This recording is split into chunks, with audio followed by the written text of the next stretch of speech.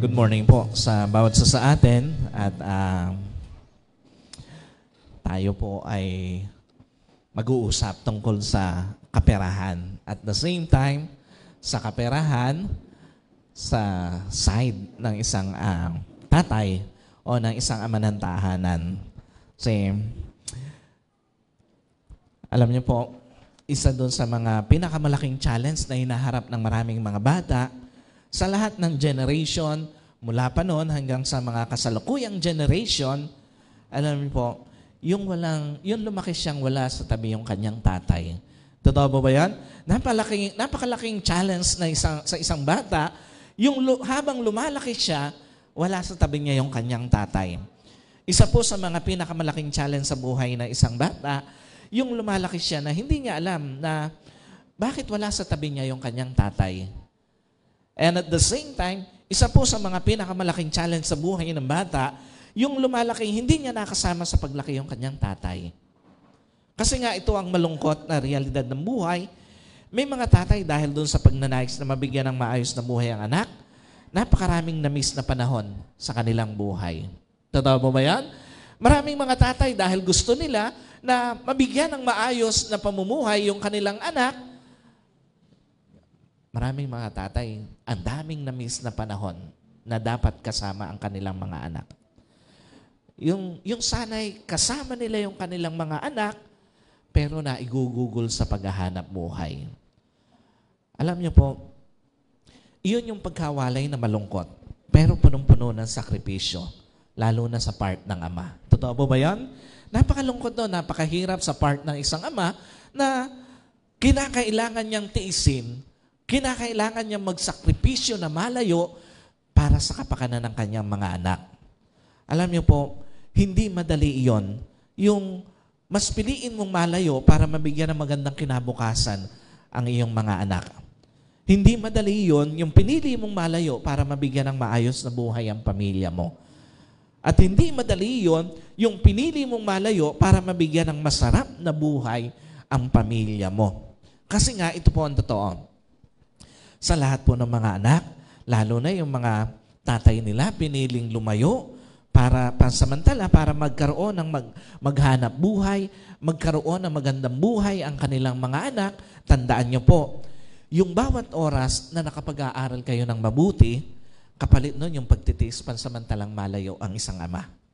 Alam niyo po, napakarami, lalo na sa ating bayan na sinasabing napakalungkot na pagkakilala na exporter daw tayo ng mga slavery o ng mga slaves o ng mga alipin. Alam niyo po, may mga tatay, wala naman talagang choice lang kundi lumayo. Pumunta sa ibang bayan, sa ibang bansa para mabigay yung dapat na magandang kinabukasan para sa kanilang mga anak. At hindi po madali ito sa isang ama na pinipiling lumayo para mabigyan ng kinabukasan o magandang kinabukasan yung kanyang mga anak. Kaya nga sa lahat ng mga anak, tandaan niyo po, yung bawat oras na nakakatulog ka ng payapa, may inuwi ang kang bahay na maayos, ang kapalit nun yung pagtitiis ng isang ama. At bawat oras na nakakakain ka ng maayos, kapalit nun, pagtitiis ng isang ama na malayo pansamantala para meron kang makain na maayos. Isa po itong mukha o dahilan sa paglayo ng isang ama na punong-puno ng sakripisyo. Now, yung ikalawang mukha o dahilan ng paglayo ng isang ama, yung pinili niyang lumayo dahil may iba na siyang gustong makasama. At hindi ikaw yon at kayo ng nanay mo. Yung isa, napakagandang mukha ng pagiging tatay, ng pagsasakripisyo ng isang tatay na pinipili niyang magsakripisyo para sa kanyang mga anak. Yung ikalawang muka, yung isa sa mga pinakamasakit na muka ng paglayo ng isang tatay dahil meron na siyang iba. At ito yung isa sa mga pinakamalaking sakit ng lipunan at ng pamilya na meron tayo ngayon. Na yung ibang mga tatay, mas pinipili na lang nilang lumayo, hindi dahil gusto nilang maghanap buhay, mabigyan ng magandang kinabukasan ng mga anak, kung hindi dahil meron na siyang iba. Alam niyo po, isang mukha ng paglayo na punong-puno, hindi ng sakripisyo, o hindi ng pagiging makasarili. Totoo ba, may mga tatay, lumayo hindi para sa magandang kinabukasan ng anak kundi para sa iba. May mga tatay lumayo hindi para sa maayos na buhay ng anak o ng pamilya, kung hindi para sa ibang babae. At may mga tatay lumayo hindi para sa masarap na buhay ng anak o pamilya, kundi para sa ibang pamilya. Napakalungkot na mukha ng isang pamilya na dapat sama-sama pero nagkahiwa-hiwalay dahil sa iba. Napakalungkot na mukha ng isang pamilya na dapat buo pero nasira dahil sa iba. At napakalungkot na mukha ng isang pamilya na dapat ay masaya pero lumungkot dahil sa iba. Now the question is, ano ba karaniwang impact nito sa isang anak na iniwan ng ama? Sino po naniniwala? Merong napakalalim na impact, at the same time, merong napakalalim negatibong impact sa isang bata ang pag-iiwan ng ama.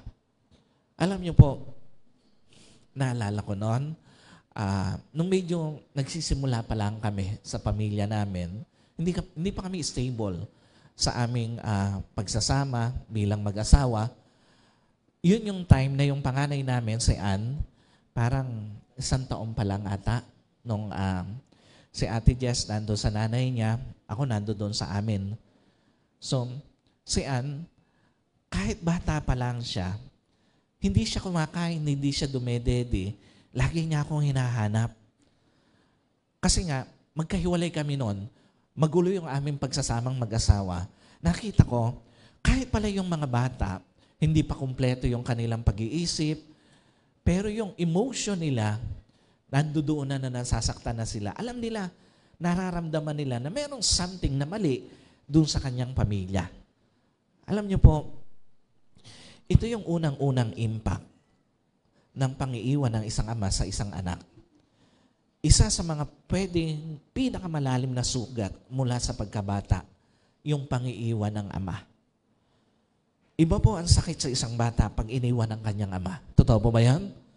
Iba ang trauma na dinadala sa isang bata pag iniwan ng kanyang ama.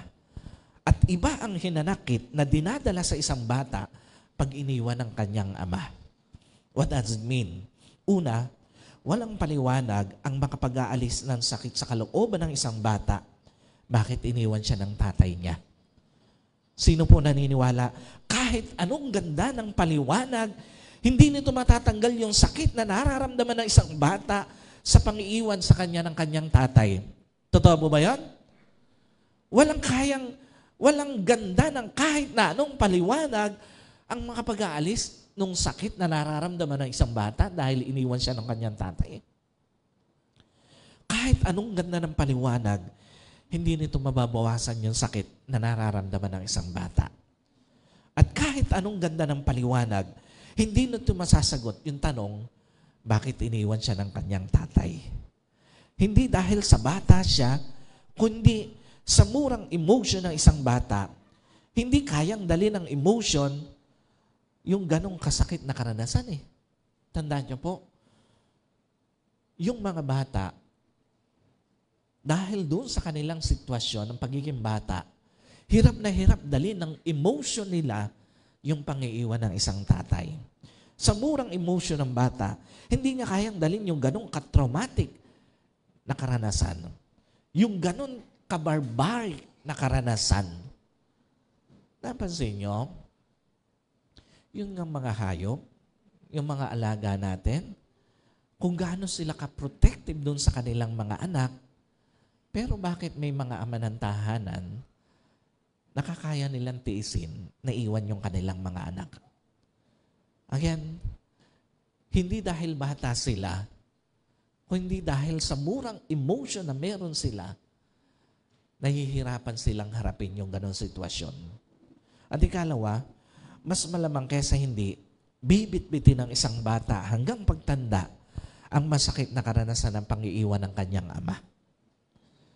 Totoo po ba? Maraming bata dinala hanggang pagtanda yung sakit na pang-iiwan sa kanya ng kanyang ama eh. Maraming mga bata dinala hanggang sa pagkakaroon niya ng sariling pamilya yung pang-iiwan sa kanya ng kanyang ama.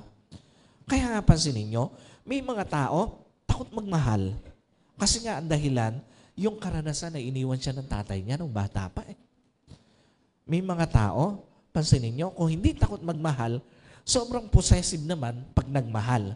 Why? Kasi nga, ang dahilan, yung karanasan na iniwan siya ng tatay niya nang bata siya. At pansinin nyo, may mga tao, sumobra naman ang luwag sa pagmamahal, na kahit hindi na tama, pinapayagan pa. Why? Dahil sa takot na baka iwan din siya ng kanyang mahal. Gaya ng ginawa sa kanya ng bata pa siya ng kanyang ama. Ganong kalalim yung sugat na dinadala ng isang ama sa kanyang anak na iniwan ng bata pa siya. Ganon kalalim yung tanong na iniiwan sa isang bata, bakit iniwan ng kanyang ama? At ganong kalalim yung hinanakit na natatanim sa isang bata na iniwan ng kanyang ama. Ikalawang impact, nagpapababa sa self-worth ng isang bata yung pangiiwan ng kanyang ama. Alam niyo po, sino naniniwala, isa sa mga pwedeng maramdaman ng batang iniwan ng ama, hindi siya mahalaga. Totoo ba yun? May mga bata dahil doon sa pangiiwan sa kanya ng kanyang ama, ang pakiramdam niya hindi siya ganun kahalaga. Isa sa mga pwedeng maramdaman na isang batang iniwan ng ama, hindi siya kailangan. At sino po naniniwala, isa sa mga pwedeng maramdaman ng batang iniwan ng ama, hindi siya mahal. What does it mean? Una, para sa isang bata, hindi siya iiwan kung mahalaga siya kung mahal siya. Alam niyo po, ang isang bata, hindi man husto ang pag-iisip, pero ang emotion nito nandoon na. Nasasaktan at masasaktan ito pag iniwan. Napansin nyo, yung mga anak nyo, yung aalis ka lang saglit, umiiyak na, humahabol na, how much more? Doon sa murang edad, alam niya, tuluyan na siyang iiwan ng kanyang magulang. Alam niyo po, ang isang bata, hindi man husto ang pag-iisip, pero yung damdamin nito, nandoon na. Nasasaktan at masasaktan ito pag iniwan. At ang isang bata, hindi man husto ang pag-iisip, pero yung pakiramdam nito, nandoon na yung pakiramdam na sobra siyang masasaktan. Anong pinapakita nito? Sa lahat po ng mga lalaki, sa lahat ng magiging tatay, kung loobin man ng Panginoon o kung magkamali ka man ng desisyon sa buhay mo, wag mong sasabihin na anak, paglaki mo, mauunawaan mo rin ako. No? Wag mong sasabihin na anak, kahit hindi tayo magkasama, dito lang ako para sa'yo. No. Kalokohan lahat yun.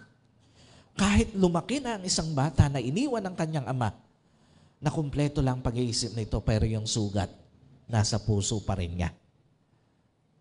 The fact na lumayo ka at iniwan mo yung anak mo, doon pa lang pinakita mo na kaya mong mawala sa tabi mo ang anak mo. And the fact na lumayo ka at iniwan mo ang anak mo, doon pa lang questionably na pagmamahal mo sa iyong anak. Ikalawa, para sa isang bata, mahalaga siya, mahal siya pag pinili siya ng kanyang tatay. Sino po naniniwala? Sobrang importante sa bata yung issue ng pagpili. Totoo po ba yan? Sobrang importante. Sa murang edad, alam na ng bata yung ibig sabihin ng hindi siya pinili ng tatay niya. Sa murang edad, ramdam na ng bata na yung impact sa kanya nang hindi siya pinili ng kanyang tatay. On the point, sa murang edad, alam na ng bata, iba siya sa isang bata o sa ibang bata na hindi iniwan ng kanilang tatay. Sa murang edad, alam na ng bata, lalaki siya na may kakaiba sa pamilya niya. At sa murang edad, alam na ng bata na mas mahirap kumpara sa ibang bata ang magiging buhay niya dahil sa pangiiwan sa kanya ng kanyang tatay. Ganon katindi ang nagiging impact ng pagtanaw ng bata sa halaga niya dahil sa pangiiwan sa kanya ng kanyang tatay. Ikatlo, na impact sa isang tao o sa isang bata na iniwan ng kanyang tatay, nagdudulot ng malalim na lungkot sa isang bata ang pangiiwan sa kanya ng kanyang tatay. Totoo po ba? Kahit sa murang edad, iba na lungkot na dadali ng pangiiwan sa kanya ng kanyang tatay. Totoo po ba yun? Kahit sa murang edad, hindi na maitatago ng isang bata lungkot dahil sa pangiiwan sa kanya ng kanyang tatay. At sa murang edad, may maiiba sa inner being ng isang bata na iniwan ng tatay. Alam niyo po, kahit ano ang sabihin natin, meron at merong maaapektuhan sa pagkatao ng isang bata na iniwan ng kanyang tatay. What does it mean? Una, yung dating masayahing bata, magiging malungkutin. Ang mahirap, madalas nakatago yung lungkot na yon. Alam niyo po, pag inaral mo yung mga bata na iniwan ng kanilang tatay, nagkakaroon ng pagbabago doon sa kanilang kalooban, sa kanilang pagkatao bilang isang bata. At madalas, yung lungkot na meron sila, tinatago nila yon. Alam niyo po, meron at merong magbabago sa sigla ng isang bata na iniwan ng tatay. Kahit itago ito ng bata, makikita at makikita ito lalo na sa pag-iisa niya. Ito po ang totoo. Kung meron man sigurong pinakamalungkot na senaryo sa buhay, yung makita ang isang bata na tagong umiiyak dahil iniwan ng tatay niya. Kung meron man sigurong pinakamalungkot na senaryo sa buhay, yung makita yung isang bata na bigla na lang nawawala ng kibo dahil iniwan ng tatay niya. At ito ang totoong, kung meron man sigurong pinakamalungkot na senaryo sa buhay, yung makita ang isang bata na gusto na lang laging mapag-isa dahil sa pangiiwan sa kanya ng tatay niya. Kaya nga sa lahat po ng mga lalaki, sa lahat ng mga tatay at magiging tatay, tandaan niyo po, pag hindi mo rin lang kayang panindigan ang magiging anak mo, huwag ka nang mag-anak. Sa lahat ng mga lalaki, kung iiwan mo lang din isang araw ang anak mo, huwag ka nang mag-anak. At sa lahat po ng mga lalaki, kung ipagpapatid mo lang din sa ibang anak mo, balang araw, huwag ka nang mag-anak. Kasi iba ang sakit sa isang bata na iniwan ng ama. Ikalawa, yung dating mahinahong bata, nagiging mainitin ang ulo dahil sa pangiiwan sa kanya ng tatay niya. Hindi po biro ang isang bata na iniwan ng tatay. Yung dating masayahin, nagiging malulungkutin, patago. Yung dating mahinahon, nagiging mainitin ang kanyang ulo. Alam niyo po, kasunod ng lungkot na nararamdaman ng isang bata dahil sa pangiiwan sa kanya ng tatay niya, yung negatibong reaction sa buhay. Sino po naniniwala? Kasunod ng lungkot na mararamdaman ng bata dahil sa pangiiwan ng kanyang tatay, yung pag-usbong ng binhi ng galit sa puso ng bata. At lahat yung puro patago na lumalaki, umuusbong sa puso ng isang bata. Yung pag-igsi ng pasensya ng bata sa maraming bagay. Anong pinapakita nito? Sinisira ng pang-iiwan ng isang ama ang pagkakataon ng isang anak na magkaroon ng mas positibong pagtanaw sa mga bagay-bagay sa buhay. Sinisira ng pang-iiwan ng isang ama ang pagkakaroon ng isang anak na mabuhay ng malaya ang puso sa galit at hinanakit. At sinisira ng pang-iiwan ng isang ama ang pagkakataon ng kanyang anak na mabuhay ng may payapang puso. Ganon katindi ang negative impact sa isang bata dahil sa pang-iiwan sa kanya ng kanyang tatay. Ganon katindi ang negative impact sa isang bata kapag hindi nagampanan ng isang tatay ang kanyang tungkulin sa kanyang anak bilang ama. Now, the question is, ano nga ba tungkulin ng isang ama sa kanyang anak? Alam niyo po, unang-una, iparamdam sa anak na nasa tabi lang siya nito at handa siyang proteksyonan. Sabi doon sa Matthew chapter 2 verses 13 to 15, sabi doon, nung makaalis na sila, ang isang anghel ng Panginoon ay nagpakita kay Jose sa panaginip na nagsasabi, bumangon ka at dalhin mo ang sanggol ang kanyang ina at tumakas kayo patungo sa Ehipto. Manatili kayo ron hanggang sasabihin ko sa iyo, sapagkat hahanapin ni Herodes ang sanggol upang siya ay patayin. Kaya siya ay bumangon, dinala ang sanggol at ang ina nito ng gabing iyon at pumunta sila sa Ehipto. Nanatili sila roon hanggang sa pagkamatay ni Herodes. Ito ay upang matupad ang sinabi ng Panginoon sa pamamagitan ng propeta mula sa Ehipto ay tinawag ko ang aking anak. Now, ano ibig sabihin nito? Totoo ba isa sa mga dating sa isang anak? Pag alam mong nasa tabi mo ang tatay mo, iba ang dating nito sa iyo eh. Totoo po ba yan? Sa mga anak na naririto, sino aminado? Iba ang dating kapag kasama mo tatay mo. Iba yung dating sa iyo kapag alam mong nasa tabi mo lang ang tatay mo eh. Alam niyo po, pag alam mong kasama mo tatay mo, pag alam mong may tatay ka na magtatanggol sa iyo anytime, iba ang pakiramdam noon sa isang anak eh.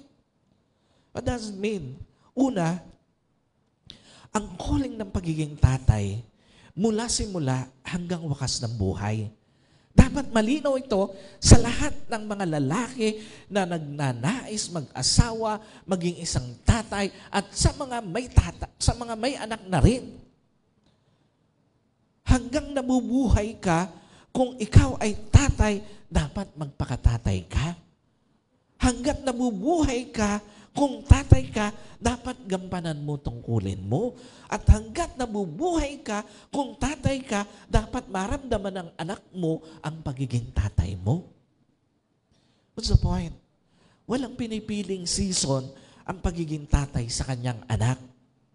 Walang pinipiling okasyon ang pagiging tatay sa isang anak. At walang pinipiling sitwasyon ang pagiging tatay sa kanyang anak. Sa hindi kagandahang season ng buhay, tayuan mo calling mo bilang tatay.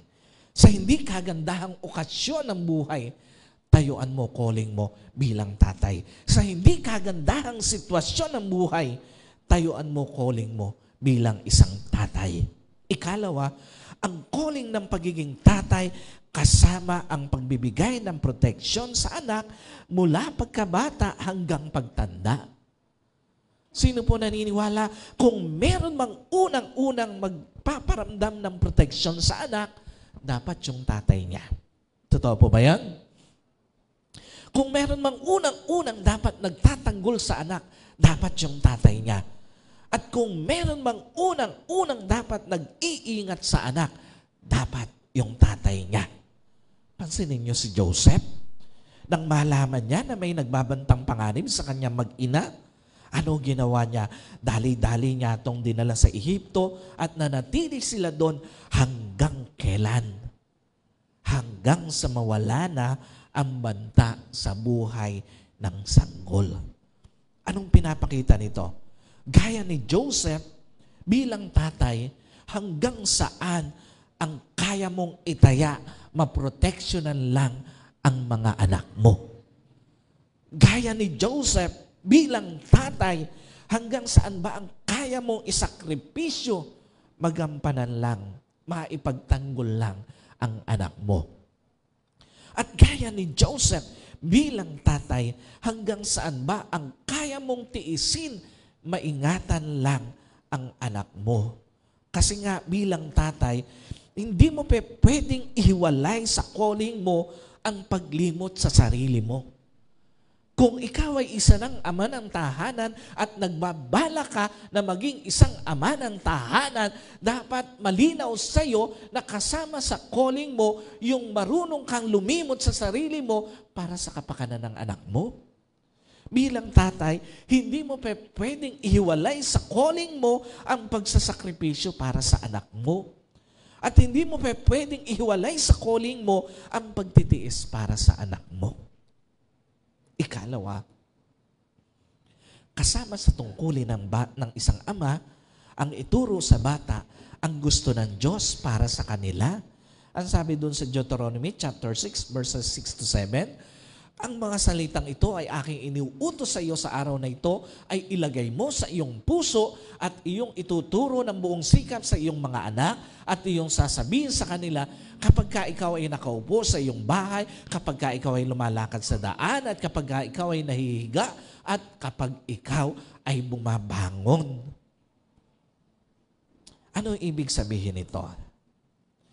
Yung mga naunang talata na binanggit ng Panginoon bilang utos, ito po ay nakilala bilang Shema or Shema Israel o mas kilalang Jewish Creed. Sa tingin nyo, bakit binuo ng Diyos yung creed na yon na kung ibubuod mo, sinasabi, dapat sambahin mo lang siya bilang iisang Panginoon? Pag inaral natin yung creed na yon ng Israel, yung mga itinuturo ng mga magulang nila, lalo na nung kanilang tatay sa kanilang mga anak mula pagkabata, kapag ka binuod mo yon, ang inuutos doon, ang tinuturo doon, magkaroon lang sila ng iisang Diyos o Panginoon. Kasi nga, along the way ng kanilang journey towards Promised Land at sa mismong Promised Land, alam na alam ng Diyos that they will encounter ng mga tao or community or group of people na engage sa polytheistic beliefs. So si Lord, nagpaalala na sa mga magulang para sa gusto ng Diyos sa kanilang mga anak at paano ba dapat nila i-guide ang kanilang mga anak. Kasi nga yung mga dadaanan nila papuntang Promised Land, yung mga tao doon, ang dami nilang pinaniniwala ang mga Diyos. Maging yung dadat na nila mismo sa Promised Land. Kaya nga, ahead of time, nagpaalala na ang Panginoon at hindi lang basta inutos, kundi ito ay ginawang isang creed or credo para doon sa mga Israelita. Para nang sa ganon, sa lahat ng sandali ng kanilang buhay, sila'y nakaupo, sila'y nakatayo, sila'y nakahiga at bumabangon, lagi nilang aalalahanin na iisa lang ang Diyos at ito'y walang iba kundi si Yahweh. So, ano pinapakita rito? Una, pangunahing responsable na ituro kalooban ng Diyos, tatay sa kanyang mga anak. Sino po naniniwala? Hindi mo pwedeng iasa o hindi pwedeng iasa ng ama sa ibang tao ang pagtuturo sa tamang pamumuhay ayon sa prinsipyo ng Diyos. Totoo po ba yun? Kung ikaw ay isang ama, dapat ikaw ang nagtuturo sa mga anak mo doon sa tamang prinsipyo sa buhay. Lalo na tungkol sa mga prinsipyo ng Diyos sa buhay. Na ibig sabihin, ikaw bilang ama ang dapat nagtuturo sa iyong mga anak ng pagtitiwala sa Diyos. Na bilang isang ama, ikaw dapat ang nagtuturo sa iyong anak ng pagsunod sa Diyos. Na ibig sabihin, bilang isang ama, ikaw ang dapat na nagtuturo sa iyong mga anak ng pagsusuko ng buhay sa Diyos. Meaning, pag alam mo nang hindi kalooban ng Diyos para sa iyong anak, huwag mo nang konsentihin ang anak mo. Pag alam mo nang taliwas sa kabutihan ang gagawin ng anak mo, huwag mo nang konsentihin. Pag alam mo nang mali ang gagawin ng anak mo, huwag mo nang konsentihin. Now, ang tanong, ang problema pala rito, kung ikaw mismo taliwas sa kalooban ng Diyos ang ginagawa mo, nawawalan ka ng otoridad na itama ang anak mo. Kung ikaw mismo, iba sa kalooban ng Diyos ang ginagawa mo, wala kang authority na utusan ng anak mo na sumunod sa kalooban ng Diyos. Hindi mo pwedeng sawayin ang anak mo sa pag-inom kung ikaw mismo hindi mo kayang pigilan ang pag-inom. Hindi mo pwedeng sawayin ang anak mo na huwag magsugal kung ikaw mismo umaga ka sa pagsusugal. At hindi mo pwedeng sawayin ang anak mo sa pambababae kung ikaw mismo salasalabat ang mga babae mo. Ikalawa, ang pagtuturo sa kalooban o ng kalooban ng Diyos sa anak ay hindi seasonal, kung hindi lifetime journey. Hindi nagtatapos ang paggabay sa isang ama o ng isang ama sa pagtungtong ng anak sa legal age. Dapat malinaw ito sa lahat ng mga ama. Dapat malinaw sa iyo na kahit na nasa legal age na ang iyong anak, dapat hindi mawala ang paggabay mo sa kanya. Hindi nagtatapos ang paggabay sa isang ama sa pagkakaroon ng anak ng sapat na kita. At hindi nagtatapos ang tungkulin ng ama na gabayan ang kanyang anak sa pagkakaroon ng anak ng sariling pamilya. In fact, sa panahong nasa hustong edad na ang anak, mas kailangan nito ang gabay ng isang ama eh. Totoo po ba yun? Hindi common na nasa hustong edad na yung anak mo, pababayaan mo na, no. Kung ang anak mo ay nasa hustong edad na, mas kailangan niya ang gabay mo. Kung ang anak mo ay kumikita na, mas kailangan niya ang gabay mo. Kung ang anak mo ay may pamilya na, mas kailangan niya ang gabay mo. Why? Dahil hindi na lang sarili niya pwedeng maapektuhan pag namali siya ng landas ng buhay. Hindi na lang may asawa na siyang madadamay pag namali siya ng landas ng buhay. May anak na siyang madadamay pag namali siya ng landas ng buhay. At may pamilya na siya na masisira pag namali ng landas ng buhay ang isang anak. Kaya nga napaka-importante dapat alam ng isang ama na ang pagiging ama ay hindi nagtatapos. Hindi siya seasonal. Nasa hustong edad ang anak mo, kailangan niya gabayin mo. Nasa may pagkakataon ng kumita ang anak mo, kailangan niya gabay mo. May sarili na siyang pamilya, kailangan niya lalo ang gabay mo. Ikatlo, sa panahon ng bagyo ng buhay, tungkulin ng ama na magpakita ng mabuting halimbawa ng katatagan. Ang sabi doon sa Proverbs 14:26, sa takot o sa Panginoon, ang tao ay magpagtitiwalang matibay at ang kanyang mga anak ay magkakaroon ng kanlungan. Sino po naniniwala? Kung meron mang dapat modelo ng katatagan sa isang anak, yun yung kanyang tatay. Totoo po ba yan? Dapat kung meron mang nakikitaan ng katatagan ng isang anak, walang iba kundi yung kanyang tatay. Kung meron mang dapat pinakamatatag sa loob ng tahanan, dapat yung tatay yun. What does it mean? Una, anumang nakikita ng anak sa tatay pwedeng magsilbing inspirasyon o disappointment sa kanya. Totoo ba? Pwedeng maging inspirasyon ang isang ama sa kanyang anak or disappointment siya. Ano ibig sabihin nito? Sa panahong may pagsubok sa kabuhayan ng pamilya mo, kung paano mo ito haharapin ng isang ama, ito ang magdidetermine kung magiging inspirasyon ka ba o disappointment ka sa anak mo. Sa panahong may pagsubok sa relasyon yung mag-asawa, kung paano mo ito haharapin, ito ang magdidetermine kung magiging inspirasyon ka ba o disappointment ka sa anak mo. Kung sa kabila ng kahirapan at kakapusan, ipinakita mo katatagan mo, itinaguyod mo pamilya mo, isa kang mabuting inspirasyon sa anak mo. Kung sa kabila ng tukso, ipinakita mo katatagan mo, hindi mo iniwan ang pamilya mo, hindi mo ipinagpalit ang asawa mo, isa kang mabuting inspirasyon sa anak mo. Pero kung napunta lang ng abroad ang asawa mo, nagkaroon ka na ng iba, isa kang disappointment sa anak mo. Kung nagtrabaho lang sa ibang lugar ang asawa mo at nagkaroon ka na ng iba, isa kang malaking disappointment sa anak mo. Ikalawa, bilang tatay, hindi ang naibigay mo, kundi yung naipakita mo, mas makapagtuturo sa iyong anak. Totoo po ba? Mas malaki impact ng naipapakita ng isang ama sa kanyang anak kaysa naibibigay nito. Totoo po ba yan? Mas malaki ang maitutulong ng naipakita ng isang ama sa kanyang anak kaysa sa naibibigay nito.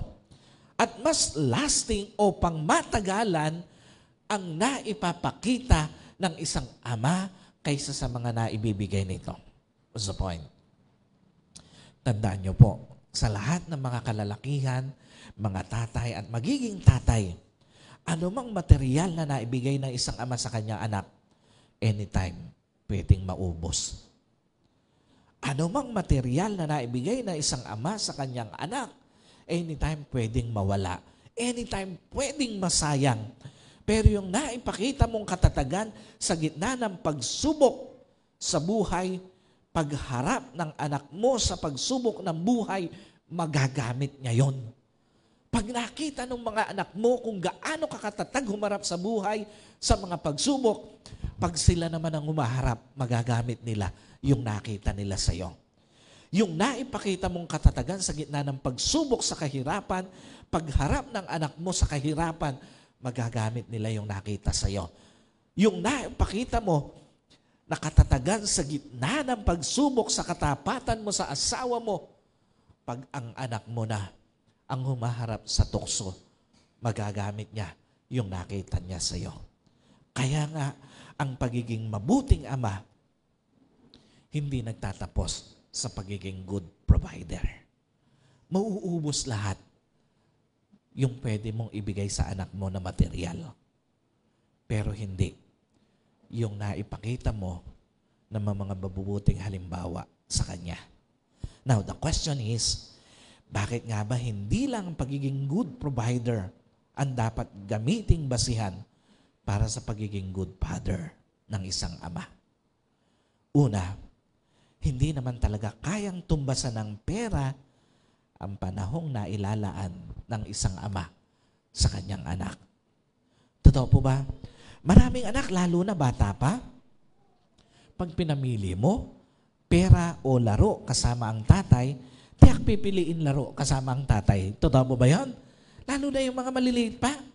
Pag pinamili mo, pera ba o yung laro kasama ang tatay, ang pipiliin niyan tiyak yung laro kasama yung tatay.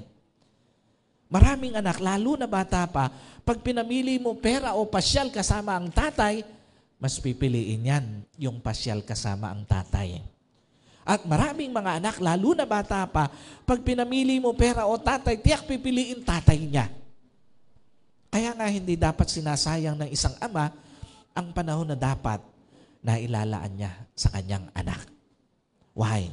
Una, hindi lahat ng panahon didepende anak sa pera ng isang ama. Totoo po ba yan? Isang araw matatapos yung panahong nakadepende ang anak sa pera ng tatay niya eh. Isang araw, yung anak na binibigyan mo ng pera, magkakaroon ng kakayanang kumita ng pera eh, para sa kanyang sarili eh. What's the point? Yung panahong bata pa anak mo, paglipas, hindi mo na maibabalik yun. Sa lahat ng mga tatay, yung panahong bata pa anak mo, paglipas, panghihinayangan mo. O panghinayangan mo man, wala na. At yung panahong bata pa anak mo, paglipas, hindi na maibabalik ng pera. Walang nabibiling panahon ang pera. Lalo na panahong kasama ang mga anak. Ikalawa, isang araw pwedeng kahit gustuhin mo, nasanay na anak mo na wala ka na sa tabi mo. Totoo po ba? Pwedeng masanay ang isang bata na hindi nahanapin ang presensya ng kanyang ama. Isa sa mga malungkot na realidad ng buhay. Kung laging wala ang ama sa tabi ng anak, kung laging wala sa priority ng ama ang anak, kung laging parang nanlilimos ng panahon ng anak sa ama, na lumipas ang linggo, ang buwan, ang taon, hindi man lang nakikita o nakakausap ang anak, tandaan niyo po, sa lahat ng tatay, maniwala ka, yung panahong ipinagkait mo sa iyong ama, sa iyong anak, isang araw, panahong sobra mong panghihinayangan. Maniwala ka, yung panahong ipinagkait mo sa anak mo, isang araw, panahong sobra mong gugustuhin ibalik. At sa lahat po ng mga tatay, maniwala ka, yung panahong ipinagkakait mo sa anak mo, isang araw, panahong sobra-sobra mong panghihinayangan. Again, hindi kayang pantayan ng pera ang panahon na dapat inilalaan ng isang ama sa kanyang mga anak. Ikalawa, hindi naman talaga kayang tumbasan ng pera ang affections o pagmamahal na dapat na ibibigay ng isang ama sa kanyang anak. Totoo po ba? Pag pagmamahal na pinag-uusapan, walang yaman ang kayang pumalit dito eh. Totoo po ba yan? Pag pagmamahal na pinag-uusapan, walang material na bagay ang pwedeng pumalit dito. At pag pagmamahal na pinag-uusapan, walang pera ang pwedeng pumalit dito. What does it mean? Una, ang pagmamahal na pinapalitan ng material na bagay, artificial na pagmamahal na walang lasting effect. Sino po naniniwala? Wala naman talagang lasting effect yung pagmamahal na pilit pinapalitan ng material na bagay.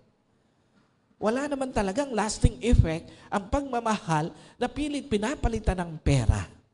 Ano ibig sabihin nito?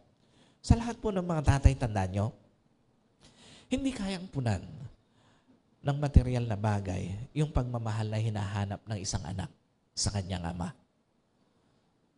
Hindi kayang punan ng magarbong pamumuhay yung pagmamahal na hinahanap ng isang ama mula sa isang tatay. At hindi kayang punan, tandaan nyo po, ng buwan ng sustento ang pagmamahal na hinahanap ng isang anak sa kanyang ama. Kahit gaano pa karami ang isustento mo sa anak mo, hindi nito kayang palitan yung pagmamahal na hinahanap ng isang anak sa kanyang ama. Ikalawa, lahat ng anak na pinagkaitan ng pagmamahal ng isang ama, nabuhay na puno ng struggle sa kanyang kabataan.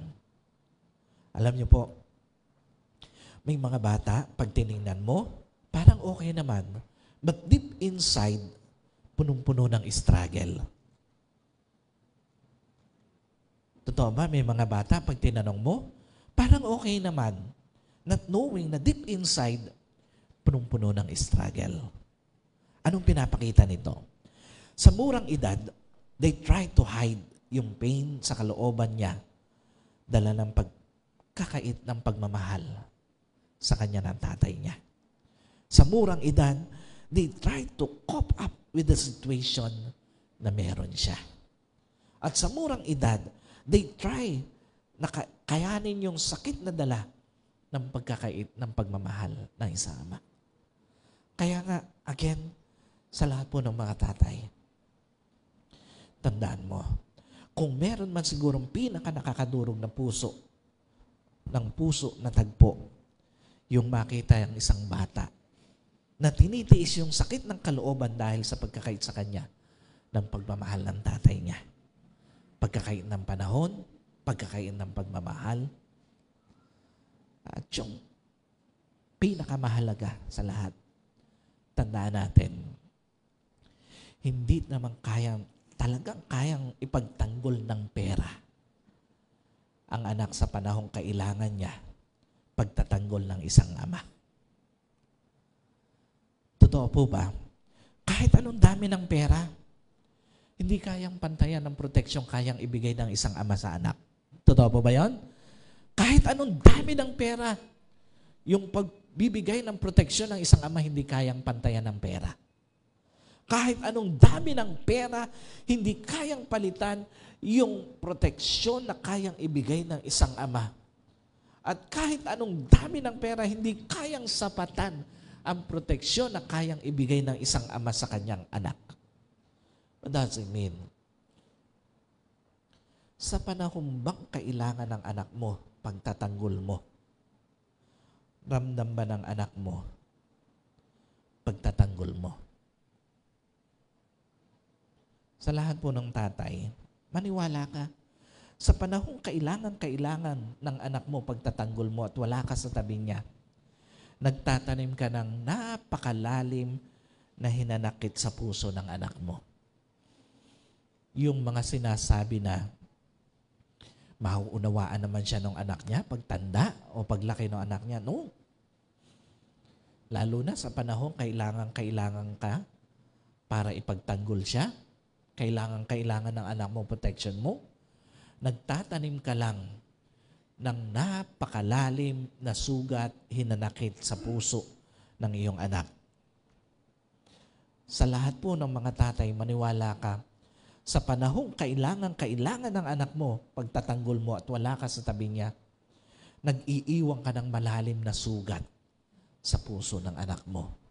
At sa lahat ng tatay, maniwala ka sa panahong kailangan ka ng anak mo, ang pagtatanggol mo at wala ka sa tabi niya, nag-iiwan ka ng malalim na tanong sa puso ng anak mo.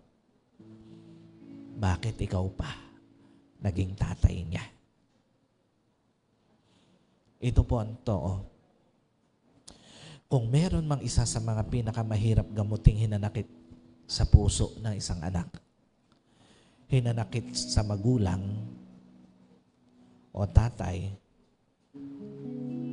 na sila mismo ang pinanggalingan.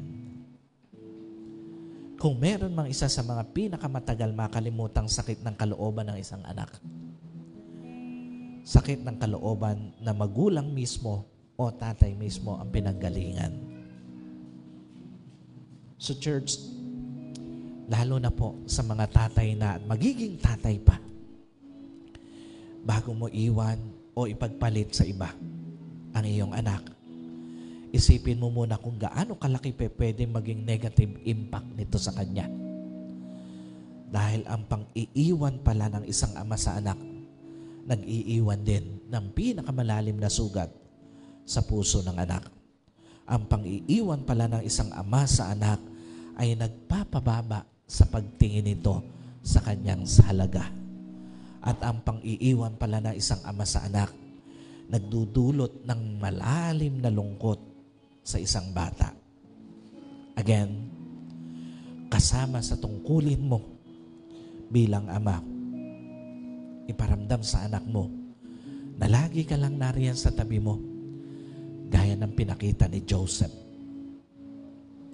Kasama sa tungkulin mo na ituro sa anak ang gusto ng Diyos para sa kanya. At kasama sa tungkulin mo na magpakita ng halimbawa ng katatagan sa gitna ng bagyo ng buhay. Sa huli, lagi mong tatandaan, walang pera ang pwedeng pumalit sa panahong kailangan ng anak ang kanyang tatay. Walang pera ang pwedeng pumalit sa affection na kailangan ng isang anak sa kanyang tatay. At walang pera ang kayang pumalit sa protection kailangan ng isang anak sa kanyang tatay. Tandaan nyo, pagpapala at hindi obligasyon ang pagiging isang ama.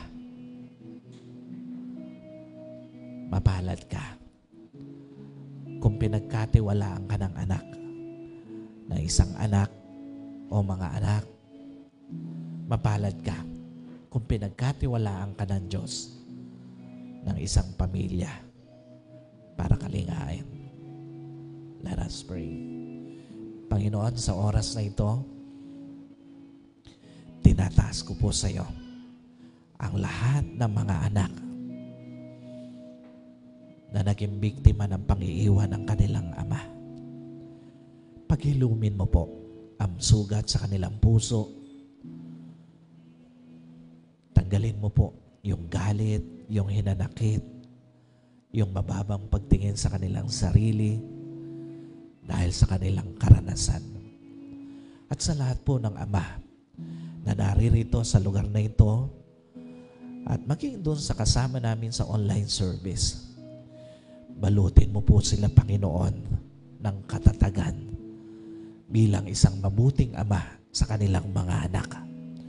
Balutin mo po sila ng katatagan laban sa anuman tukso, Panginoon,